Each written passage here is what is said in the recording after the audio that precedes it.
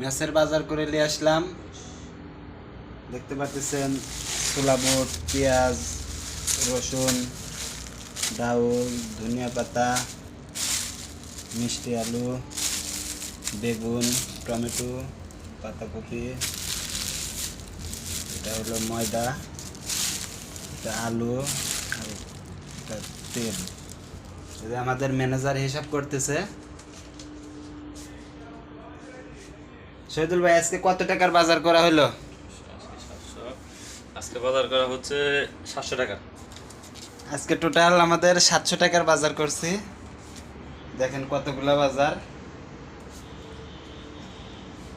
দাম মোটামুটি কম আছে, এরকম যেন রোজার মাস পুরোটাই যেন সবজির দাম কম থাকে, তাহলে মানুষ রোজার এক মাস যা খুশি সাধ্যমতো কিনে খেতে পারবে।